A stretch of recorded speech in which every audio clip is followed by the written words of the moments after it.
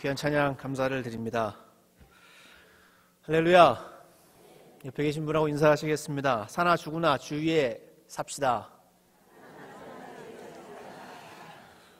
오늘 분이엘 찬양대가 제가 해야 될 설교를 다 해주셨습니다. 기도만 해도 될 것 같습니다. 잘 지내셨습니까? 오늘 말씀 함께 나누면서 제목을 유대인의 죄, 또 우리의 죄라고 잡아봤습니다. 저를 한번 따라해 보시겠습니까? 유대인의 죄, 우리의 죄. 사도 바울이 로마서를 써가면서 모든 사람이 죄인임을 계속 선포하고 있습니다. 그래서 이방인들의 죄를 계속 선포했던 이제 사도 바울이 그의 눈을 돌려서 유대인들, 너희들도 죄인이다. 너희들은 그저 예외된 사람들이 아니다 라는 것을 오늘 말씀에서 직접적으로 유대인들을 향해서 선포하고 있습니다. 여러분들 계약서 써보셨습니까? 한 번도 안 써보셨어요? 계약서 써보셨죠? 집을 살 때나 전세로 들어갈 때나 아니면 대출을 받을 때도 계약서를 쓰는 걸로 알고 있습니다. 등등 우리가 살면서 여러 가지 계약서를 많이 쓰는 것 같습니다. 이 계약서라는 것은 약속이죠. 그래서 당신과 내가 이것을 이렇게 하겠다라는 법적인 효력을 갖는 그런 약속입니다. 그래서 그 계약을 어길 때, 그 약속을 어길 때는 그만한 불이익을 당해도 좋다라는 내용도 계약서에 들어가 있습니다. 그리고 계약서를 어기고 계약을 어기고 또 불이익을 당하지 않으려고 하면 법적으로까지 가서 재판을 받기도 하게 됩니다. 이렇게 계약서는 우리의 삶에 있어서 또 반드시 지켜나가야 하는 그런 것 중에 하나입니다. 오늘 하나님께서 사도 바울이 유대인들을 향해서 죄인이라고 선포하면서 하나님께서 유대인들과 계약을 맺었던 부분을 사도 바울이 언급합니다. 유대인만이 아니라 우리와도 하나님께서 계약을 맺으신 것을 언급하시는데요. 오늘 본문에 율법이라는 단어가 많이 나옵니다. 또 한 가지 할례라는 단어가 많이 나옵니다. 이 율법과 할례 두 가지 단어에 오늘 집중하셔서 말씀을 들으시면 이해가 되실 것 같습니다. 하나님께서 이스라엘과 언약을 맺으신 이후에 주신 것이 바로 할례요 율법입니다. 먼저 언약에 대해서 살펴보기를 원합니다. 이 언약이라는 것, 할례도 율법도 다 이 언약 안에 포함이 되는데요. 창세기 12장 1절부터 3절에 하나님께서 아브라함을 부르십니다. 그래서 이렇게 말씀하십니다. 여호와께서 아브라함에게 이르시되 너는 너의 고향과 친척과 아버지의 집을 떠나 내가 내게 보여줄 땅으로 가라. 내가 너로 큰 민족을 이루고 내게 복을 주어 내 이름을 창대하게 하리니 너는 복이 될지라. 너를 축복하는 자에게는 내가 복을 내리고 너를 저주하는 자에게는 내가 저주하리니 땅의 모든 족속이 너로 말미암아 복을 얻을 것이라 하신지라. 아멘. 아브라함을 부르셔서 일방적으로 아브라함에게 소명을 주시고 또 아브라함과 약속을 맺으십니다. 이것이 하나님께서 이스라엘과 맺으신 첫 번째 언약입니다. 그리고 이 하나님께서 창세기 15장에 가면 다시 한번 아브라함과 후손에 대한 약속을 맺습니다. 언약을 하고 그 언약의 징표로 창세기 17장에 할례를 행하라 라고 아브라함에게 이야기를 하십니다. 그리고 아브라함의 후손들 이스라엘 백성들이 계속 번창해 나가면서 이스라엘과 하나님께서 맺으신 언약이 있습니다. 레위기 26장 12절에 이렇게 기록되어져 있습니다. 나는 너희 중에 행하여 너희의 하나님이 되고 너희는 내 백성이 될 것이니라. 아멘. 이것이 이스라엘과 하나님께서 맺으신 언약입니다. 예레미야 31장 33절에도 에스겔서 11장 20절에도 에스겔서 36장 28절에도 에스겔서 37장 23절에도 스가랴서 8장 8절에도 동일하게 나는 너희의 하나님이 되고 너희는 나의 백성이 될 것이다. 그렇게 약속하셨습니다. 그래서 내가 너희를 택해서 너희의 하나님이 되고 너희는 내 백성으로서 내가 인정해 주겠다. 저를 한번 따라해 보시겠습니까? 나는 너희의 하나님이 되고 너희는 내 백성이 될 것이라. 이것이 하나님께서 이스라엘과 맺으신 언약이었습니다. 하나님의 약속, 이 약속 하나님은 약속을 지키시는 분이십니다. 믿으십니까? 사람들은 약속을 밥 먹듯 어길지 모르지만 하나님은 그 약속을 반드시 지키시는 분입니다. 그래서 우리는 하나님을 약속의 하나님이다 이렇게 말씀하십니다. 말씀합니다. 그 약속의 하나님께서 이스라엘 백성과 나는 너의 하나님이 되고 너희는 내 백성이 될 것이다, 그렇게 약속하시면서 창세기 17장 9절부터 10절에 할례를 행하라고 말씀하십니다. 이렇게 기록되어 있습니다. 하나님이 또 아브라함에게 이르시되 그런즉 너는 내 언약을 지키고 내 후손도 대대로 지키라. 너희 중 남자는 다 할례를 받으라. 이것이 나와 너희와 너희 후손 사이에 지킬 내 언약이니라. 할례 무엇인지 아시죠? 남자의 그 포피를 베는 것입니다. 그래서 요즘에 남자애가 태어나면 어린아이 때도 할례를 행하기도 하죠. 이 할례의 전통이 이스라엘의 이 아브라함 때부터 이어져 내려왔고요. 또 고대 근동에 이 할례의 전통이 있었던 것으로 기록이 되어져 있습니다. 하나님께서 아브라함과 언약을 맺으시면서 남자들은 다 할례를 행하라 라고 말씀하신 것은 그 할례의 표시, 그 흔적을 보시면서 이것을 언약의 징표로 삼겠다, 그렇게 약속하셨고 후손마다 다 지켜나가라고 그렇게 말씀을 하셨습니다. 그리고 이 할례를 받은 사람, 아브라함으로부터 시작해서 아브라함의 후손들이 할례를 받기 시작했는데요, 할례를 받음으로써 지켜야 할 것이 생겼습니다. 그것이 무엇이냐면 바로 율법입니다. 아브라함의 후손 중에 모세이라는 인물이 등장을 하고 또 이스라엘 백성들을 출애굽시켰는데 모세를 통해서 하나님께서 율법을 주셨습니다. 이 율법을 왜 주셨냐? 하나님께서 아브라함과 맺은 언약, 이스라엘 백성과 맺은 언약을 실현하시기 위해서 율법을 주셨습니다. 이 율법은 하나님의 백성으로서 인정받는 하나님의 백성으로 인정받은 이스라엘이 받은 특별한 계시입니다. 예전에 제가 한번 일반 계시에 대해서 말씀을 드린 적이 있는데 이 율법이라는 것은 특별 계시입니다. 이스라엘 백성들에게 허락하시고 모세 때부터 허락하신 특별한 계시, 그 율법 속에는 하나님 자신의 성품이 담겨져 있습니다. 그래서 하나님의 거룩함, 하나님의 사랑, 하나님의 공의가 담겨져 있고요. 또 율법을 통해서 하나님은 죄 사함의 방법을 일부 보여주셨습니다. 또한 율법을 통해서 하나님은 구원의 길도 열어주셨습니다. 신명기 29장 29절에 이렇게 기록되어져 있습니다. 감추어진 일은 우리 하나님 여호와께 속하였거니와 나타난 일은 영원히 우리와 우리 자손에게 속하였나니 이는 우리에게 이 율법의 모든 말씀을 행하게 하심이니라. 하나님께서 드러내 주신 이 율법은 너희들 백성들, 이스라엘 백성들이 율법을 행하게 하려고 주시는 것이다. 모세가 율법의 마지막을 기록하며 신명기 29장에서 그렇게 기록해 주고 있습니다. 하나님께서 이스라엘 백성들에게 언약을 주시고 언약을 맺으시고 언약의 징표를 할례를 주시고 또 언약을 실현하시기 위해서 율법을 주신 이유가 있습니다. 이 이유는 바로 이스라엘 백성의 사명이기도 합니다. 하나님은 이스라엘 백성들을 택하셔서 나는 너희의 하나님이 되고 너희는 내 백성이 되리라. 그리고 할례라는 언약의 징표를 주시고 또 율법을 통해서 하나님의 거룩하심도 하나님 자신을 드러내시고 또 온 열방 가운데 율법을 통해서 하나님 자신이 나타나기를 바라는 마음이 그 율법 가운데 담겨져 있습니다. 그래서 하나님의 영광과 하나님의 능력과 하나님의 사랑, 이런 것들을 온 세상이 만방에 나타내서 세상 사람들이 하나님을 알도록 하는 것, 이것이 이스라엘이 언약을 하나님과 맺고 할례를 받고 율법을 받은 이유입니다. 하나님은 그것을 기대하시고 이스라엘 백성들을 택하셨고 부르셨고 또 그들에게 할례도 주시고 또 율법을 허락해 주셨습니다. 이스라엘은 살아계신 하나님의 모습을 세상 가운데 나타내야 했습니다.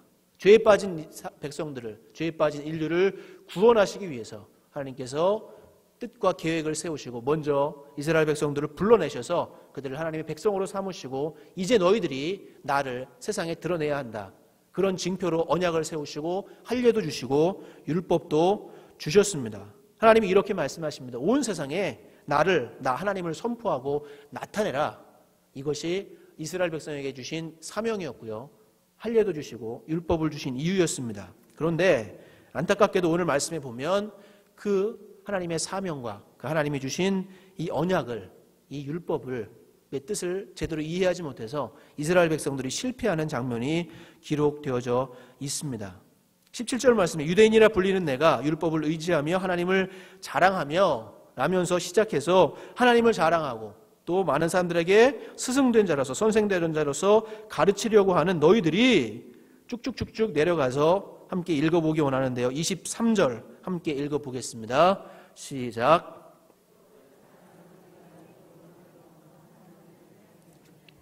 아멘. 결론적으로 율법을 자랑하는 너희들 유대인들이 율법을 범함으로 하나님을 욕되게 하느냐.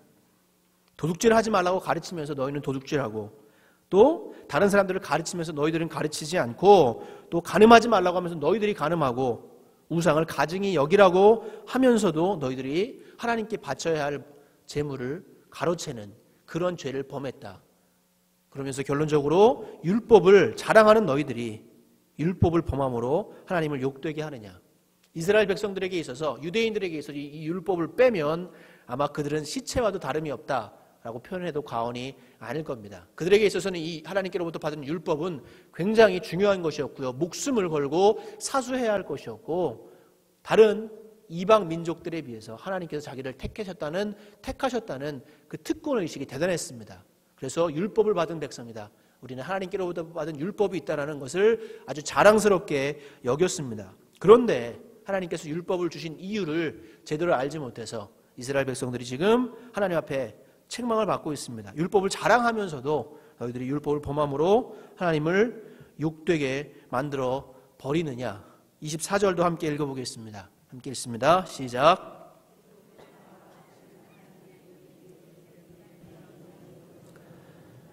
하나님의 이름이 너희 때문에 이방인 중에 모독을 받는도다. 이 말씀은 이사야서 52장 5절 말씀을 인용했습니다. 이사야서 52장 5절에 이렇게 기록되어 있습니다. 그러므로 이제 여호와께서 말씀하시되 내 백성이 까닭 없이 잡혀갔으니 내가 여기서 어떻게 하랴. 여호와께서 말씀하시되 그들을 관할하는 자들이 떠들며 내 이름을 항상 종일토록 더럽히도다. 사도 바울이 이 이사야 52장 2절의 말씀을 5절의 말씀을 인용하면서 너희들이 너희들 때문에, 유대인들 때문에 하나님의 이름이 이방인들에게 모독을 받았다, 모독을 당했다라고 말을 하고 있습니다. 역사를 살펴볼 때, 이스라엘의 역사를 살펴볼 때 이스라엘 때문에 하나님께서 이방인 중에 이방인들에게 모독을 받으신 내용이 두 가지가 있습니다. 그것은 첫 번째는 하나님이 주신 율법을 이들이 저버리고 온갖 우상 숭배, 성적 타락을 통해서 이방인들이 그들을 바라볼 때 죄송합니다. 하나님도 별것 아니구나. 저들이 그렇게 자랑하고 떠드는 율법이 있지만 저들이 믿는 신이나 우리가 믿는 신이나 똑같구나. 저들이 행하는 모습을 보니까 저렇게 성적으로 타락하고 저렇게 우상을 숭배하는 모습을 보니까 하나님이라는 존재, 여호와라는 존재도 별것 아니구나 하는 것을 이방인들이 느끼게 했습니다. 다시 말해서 우상들과 다를 바 없이 하나님을 그렇게 여기도록 이스라엘이 만들어버렸습니다. 또 하나, 그런 죄악과 그런 부패와 타락 때문에 하나님께서 이스라엘 백성들을 심판하셨습니다. 그래서 북이스라엘, 남유다가 아수르에게, 바벨론에게 멸망당하고 포로로 잡혀갔습니다. 그런 일들을 통해서 이방인들이 또 한 번 생각합니다. 하나님이 저들을 보호해 주신다고 하셨는데 지금 보니까 저들이 저렇게 포로가 되고 쫓겨가는 걸 보니까 하나님은 능력도 별로 없는 존재구나. 그런 별 볼 일 없는 신이구나. 전능하신 하나님이 이스라엘 백성들이 패망하는 모습을 통해서 이방인들이 하나님을 향해서 능력 없는 신, 자기 백성도 보호하지 못하는 신으로 그렇게 취급해버리는, 그렇게 하나님의 이름이 모독당하고 그렇게 하나님의 이름이 이방인들에게 더럽힘을 받는 일이 벌어졌습니다. 이사야서 52장 5절이 바로 그것을 말합니다. 내 이름을 항상 종일토록 더럽히도다.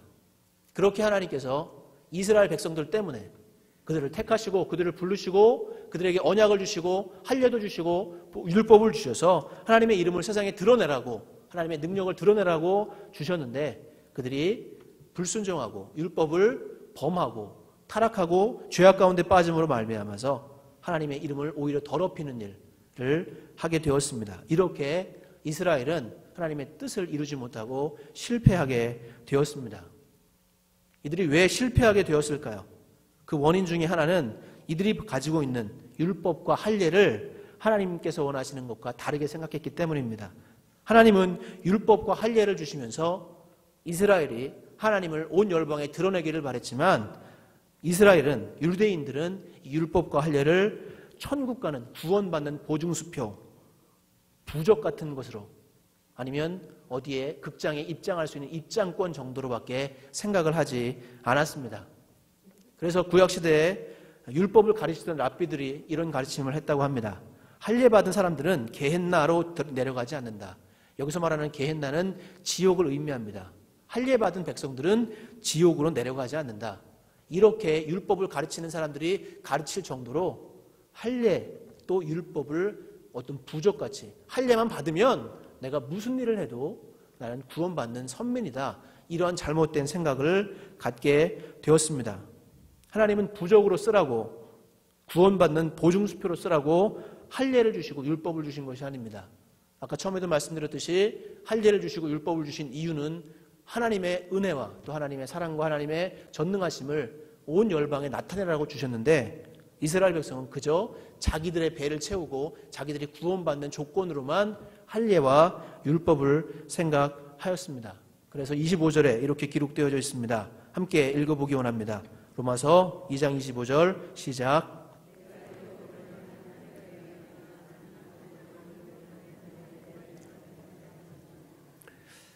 사도 바울이 이렇게 유대인들에게 일침을 가하고 있습니다. 너희들이 그렇게 율법이 있다고 자랑하고 할례를 받아서 구원받은 백성이라고 자랑하지만 율법을 행해야 할례가 유익한 것이지 율법을 범하고 하나님의 뜻을 저버리면 너희들이 가지고 있는 할례, 너희들이 받은 할례가 아무 유익이 없다. 아무 소용이 없다. 그렇게 선포하고 있습니다. 그런데 이스라엘 백성들은 아까도 말씀드렸듯이 할례만 받으면 율법을 알고만 있으면 구원도 받고 만사 오케이다. 선민의식에 사로잡히고 나는 구원받을 백성, 저기 이방인들은 멸망받을 저주받은 백성. 우리만 잘 살면 돼. 우리만 잘 먹고 잘 살고 잘 놀고 하나님 앞에 택함 받았으니까 할례 받았으니까 아무 걱정 없어. 이런 이상하고 잘못된 믿음으로 지금까지 살아왔고 이제 사도 바울이 그 모습을 그렇게 선민의식에 사로잡혀서 이방인들과 다르게 생각하려고 하는 유대인들을 향해서 아주 정면으로 너희들이 바로 죄인이고 너희들이 받은 할례에 아무 소용이 없다. 이렇게 선포하고 있습니다. 갈라디아서 5장 3절은 이렇게 기록되어 있습니다. 내가 할례를 받는 각 사람에게 다시 증언하노니 그는 율법 전체를 행할 의무를 가진 자라. 사도 바울이 갈라디아에 있는 교인들에게 편지하면서 할례 받은 너희들이 있느냐? 할례 받은 자라면 너희는 율법 전체를 행해야 할 의무가 있는 자다. 이렇게 말을 하고 있습니다. 아까 처음에 말씀드렸죠. 계약서에 대한 내용. 누구와 내가 약속을 하고 계약을 맺으면 그 계약은 이행되어야 합니다.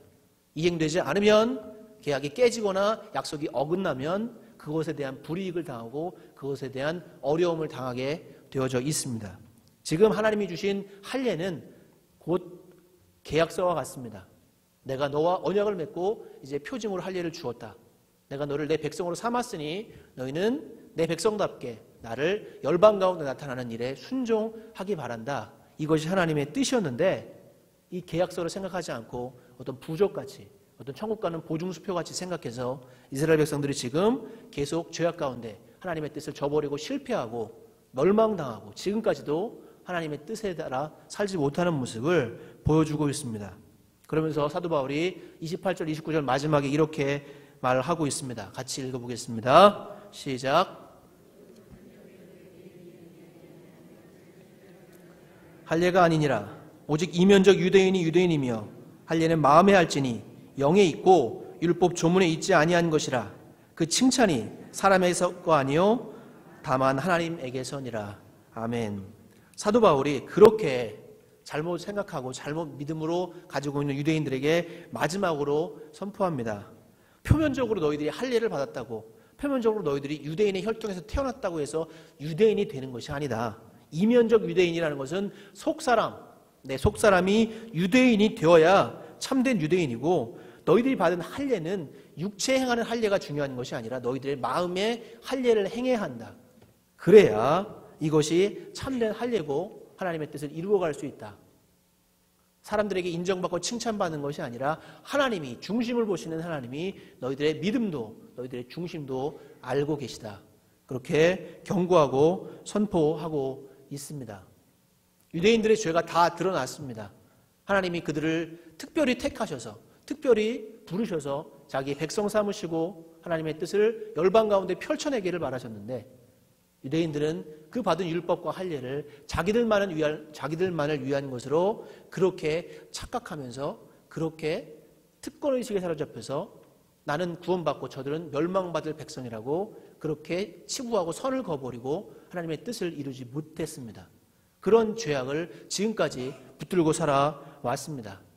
지금 사도 바울은 그 죄악을 낱낱이 고발하면서 너희들이 바로 그런 죄인이고 너희들도 하나님 앞에 서면 죽어 마땅한 죄인이다. 이렇게 선포하고 있습니다. 신명기 10장 16절에도 이렇게 기록되어 있습니다. 그러므로 너희는 마음에 할례를 행하고 다시는 목을 곧게 하지 말라. 신명기 30장 6절에도 이렇게 기록되어 있습니다. 내 하나님 여호와께서 내 마음과 내 자손의 마음에 할례를 베푸사 너로 마음을 다하여 뜻을 다하여 내 하나님 여호와를 사랑하게 하사 너로 생명을 얻게 하실 것이며, 마음의 할례를 행하고 참된 하나님의 백성이 되는 것. 내 육체에 할례했다고 내가 혈통으로 유대인의 혈통에서 태어나고 율법이라는 것을 가지고 있다고 해서 그것이 다 된 것이 아니다. 너희들이 그렇게 더럽다고, 너희들이 그렇게 아주 하대하면서 멸망받을 저주받을 존재라고 취급해버리는 이방인들과 다를 바 없다. 똑같다. 너희들도 그렇게 멸망받을 존재다. 이렇게 선포하고 있습니다. 하나님께 특별히 사랑받아서 하나님께 특별히 그들을 부르셔서 택해 주시고 그들에게 하나님의 사명을 주셨는데 이스라엘은, 유대인들은 그 사명을 온전하게 감당하지 못해서 지금 사도 바울로 하여금 엄청난 질책과 책망을 받고 있습니다. 하나님은 신약 시대로 넘어오시면서 새로운 언약을 우리에게 주셨습니다. 이제 율법이 유대인들에 의해서 실패해버렸기 때문에, 율법으로는 구원받을 수 없기 때문에 다시 한번 하나님께 새로운 언약으로 예수 그리스도를 우리에게 허락해 주셨습니다. 예수 그리스도의 십자가의 은혜로 우리는 구원받은 줄 믿습니다. 구원받으셨습니까? 그러면 새 언약을 받은 우리들은 어떤 모습으로 살아가야 하겠습니까? 하나님께서 언약을 주신 이유는 똑같습니다.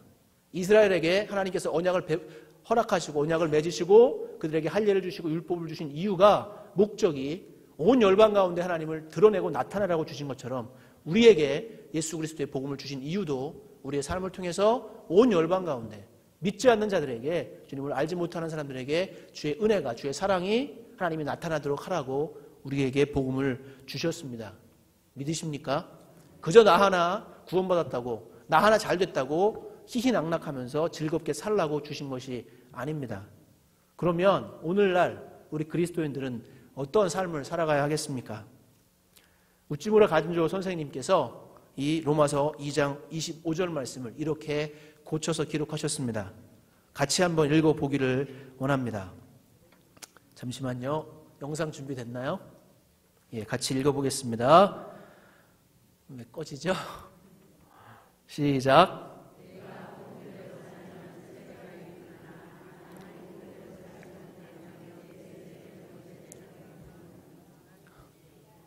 할렐루야.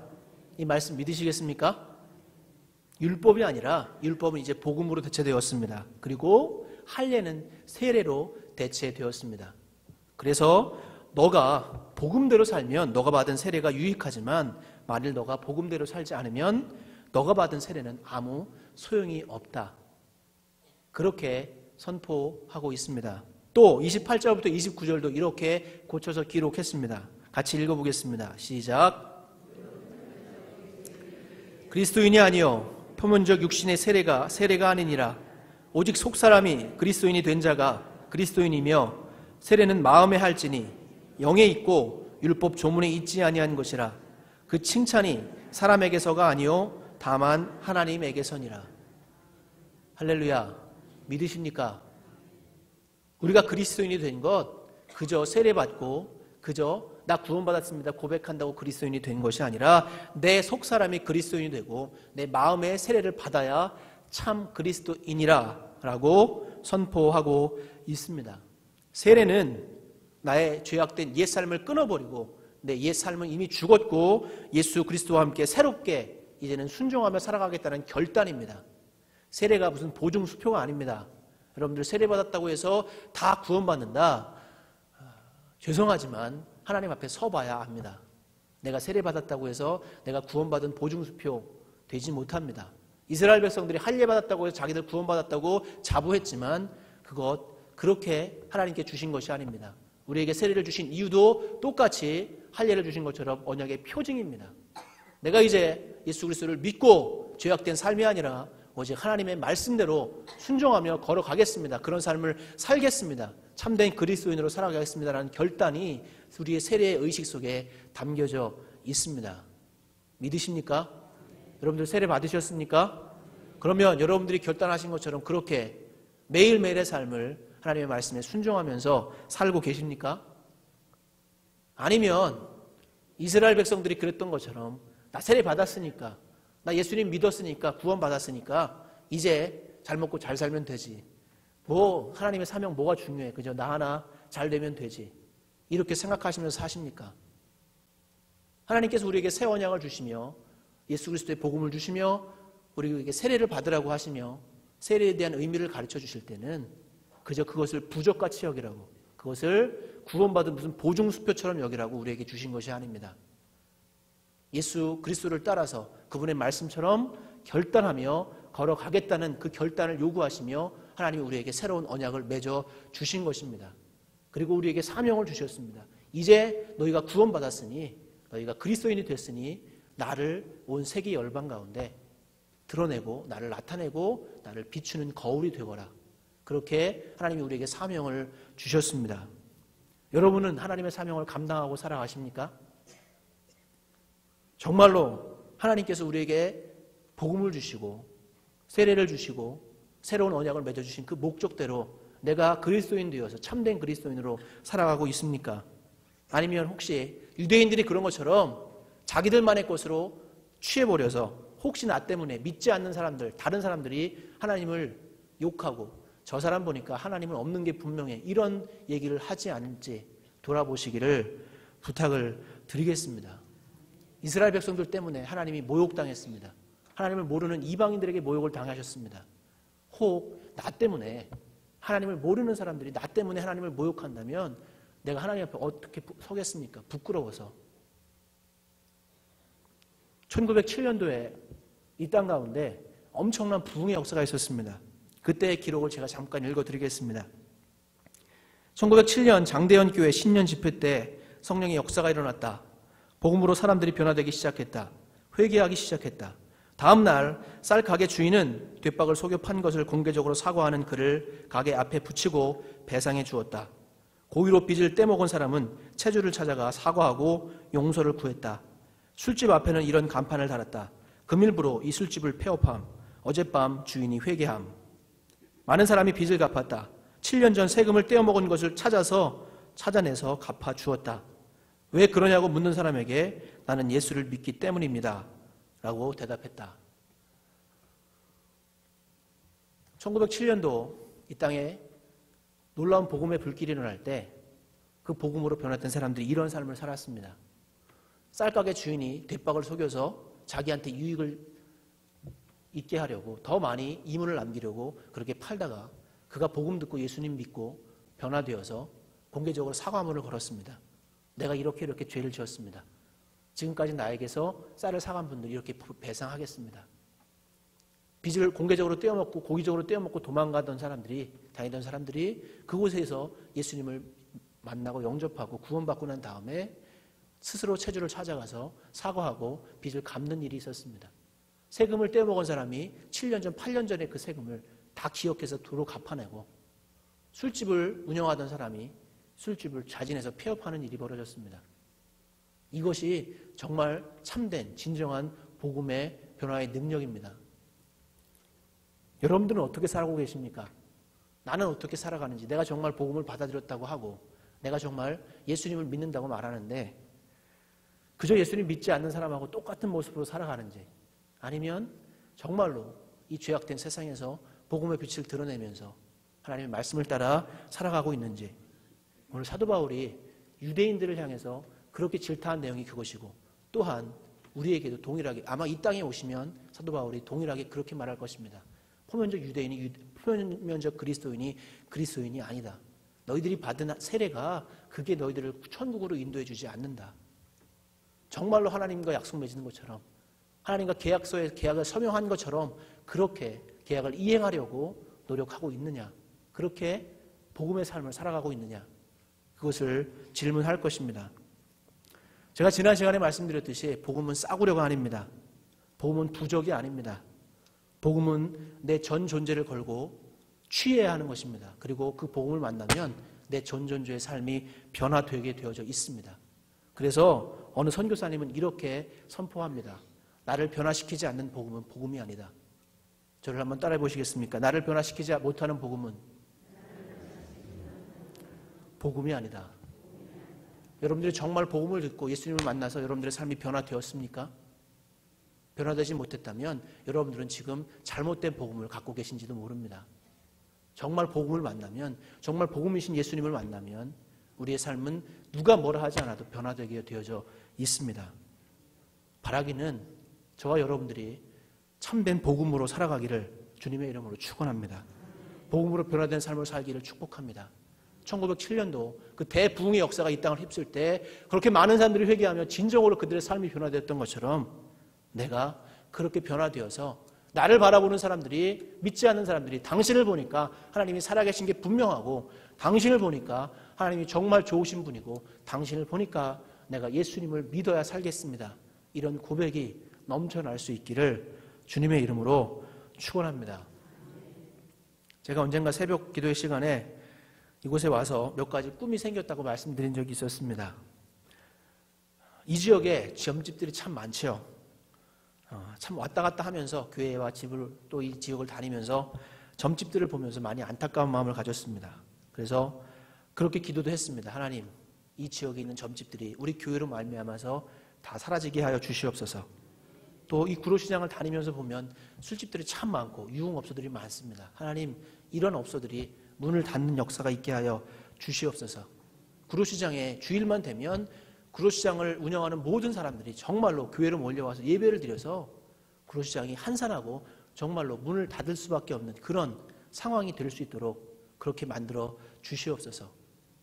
정말로 그렇게 복음이 편만한 지역, 그리고 이 땅이, 이 구로동 일대가 복음의 문화가, 그리스도의 문화가 꽃피어나는 그런 땅이 되기를 바랍니다. 하나님, 기도와 그런 소원을 가져보았고요. 지금도 그 소원을 가지고 있습니다. 어떻게 하면 이것이 가능할까요? 어떻게 하면 점집들이 문을 닫게 하고 술집들이 문을 닫게 하고 구로시장에 있는 사람들이 예수님 믿고 주일이면 구로시장에 장사를 할 수 없게 되고, 또 어떻게 하면 이 땅 가운데 하나님의 문화, 그리스도의 문화가 꽃피울 수 있을까요? 그것은 바로 내가 복음으로 살아가고 복음으로 변화될 때 가능한 줄 믿습니다. 옆에 계신 분하고 인사하시겠습니다. 복음으로 살아갑시다.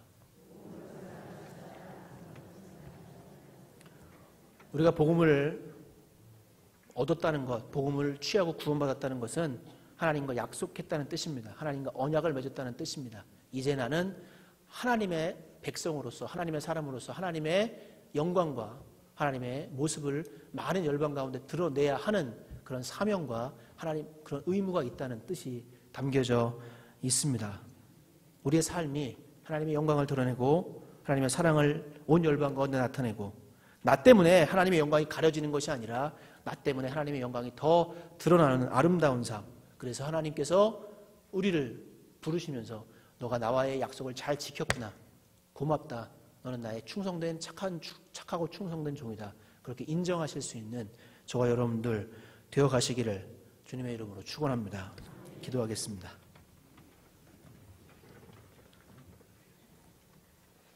같이 기도하기를 원합니다. 하나님, 내가 복음을 취하고 받아들였는데 정말 복음대로, 정말 주님과 약속한 대로 하나님이 나에게 원하시는 대로 살고 있는지 돌아보기를 원합니다. 그리고 그렇게 살지 못했다면 주님, 나를 용서하여 주시옵소서. 우리 함께 우리 자신을 돌아보며 또 복음으로 정말로 변화된 삶을 살게 해달라고 같이 통성으로 기도하겠습니다. 아버지 하나님, 감사합니다.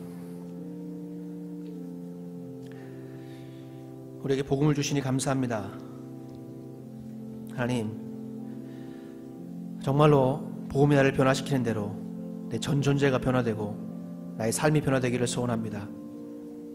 하나님, 내가 하나님의 영광을 가리는 존재가 아니라 하나님의 영광을 드러내는 존재가 되게 하여 주시옵소서.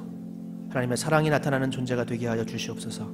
그래서 하나님께서 나를 보시면서 하나님과의 약속을 잘 이루고 있다고 인정할 수 있는 착하고 충성된 종이 될 수 있도록 축복하여 주시옵소서. 하나님, 우리에게 새로운 언약을 허락하여 주시고 예수 그리스도를 보내주셔서 복음을 주셔서 십자가를 주셔서 구원받게 하시니 감사를 드립니다. 죄에 빠져 죽을 수밖에 없는 저희들 주님께서 구원해 주시고 새로운 약속 맺어주시고 하나님의 사명까지 허락해 주시니 감사를 드립니다. 하나님, 이제는 나만을 위해서 정말 유대인들이 잘못된 믿음을 가졌던 것처럼 할례받고 율법이 있으면 그저 무조건 천국 가고 구원받고 나는 선민이라는 그런 특권의식에 사로잡히지 않게 하시고 주님, 내가 복음을 받은 자로서 내가 예수님을 믿은 자로서 하나님의 약속처럼 하나님의 기대처럼 하나님의 복음을 하나님의 뜻을 이 땅 가운데 펼쳐내며 이 땅을 하나님의 나라로 변화시켜 나가는 아름다운 사람들 되어갈 수 있게 하여 주시옵소서. 그렇게 사용하여 주시고 그렇게 인도하여 주시고 우리의 삶을 이끌어 주시옵소서. 감사하오며 예수 그리스도의 이름으로 기도드리옵나이다.